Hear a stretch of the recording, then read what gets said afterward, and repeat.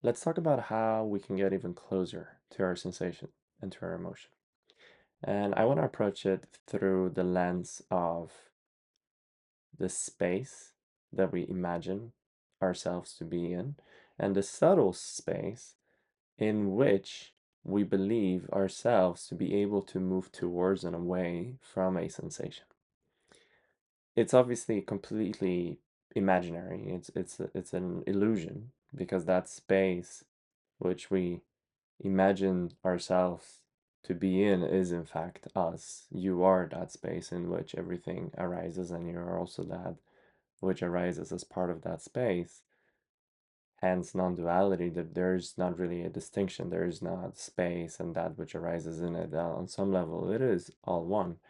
But noticing how we are conditioned, how our minds will have us believe that we have that capacity, which obviously is a calming, reassuring mechanism to, on some level, actually believe that if something uncomfortable arises in me, that I have that tool to move myself towards or rather away from.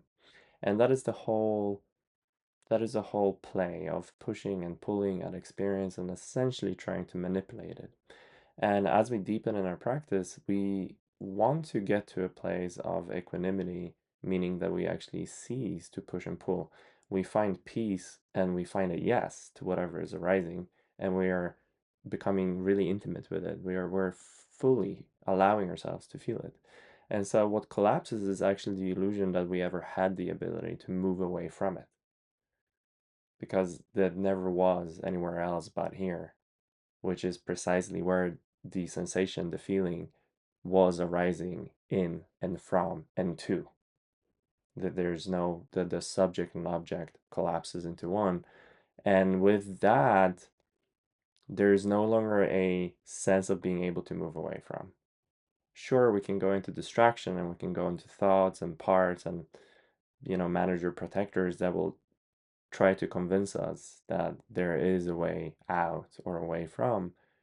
But the practice really leads us to the point where finally we just notice that there's not really any sense of direction we can take with this because that space is not really there. Instead, we begin to kind of close the gap that we put ourselves at, that imaginary distance away from that. And that's just imagined, but what we can do is to begin to close that gap and indeed come closer. And as we do that, we notice that we never were away or apart from that thing, but there is a process of allowing, of sinking in, of bringing closer. And I kind of realize how paradoxical it all sounds. Hopefully, it does make sense on some level if you're not trying to unpack it with your thinking mind. But I do encourage you to just sit down and do your meditation practice and try that next time you do that. Noticing how whatever arises that might give us that initial conditioned impulse to move away from or even pull towards if it's a pleasurable sensation, notice how we can drop that and we can just allow to be precisely where we are, closing the gap to whatever it is that we're pushing or pulling away from. And as we do that, all that is left is just the felt sense, as long as we get out of our heads. And it can be useful to name the arising emotion, but essentially we're just staying with the vibrational felt sense of it. So notice where it's arising in your body, notice whatever resistance might be present to it, and then just feel the texture and the vibration of that resistance, of the emotion.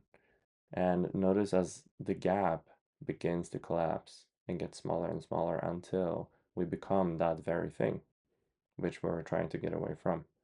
And as we become that thing, we can't even begin to notice that whatever thought that would label it as uncomfortable or something to get away from is just that. It's actually a thought. It's just a projection of the mind.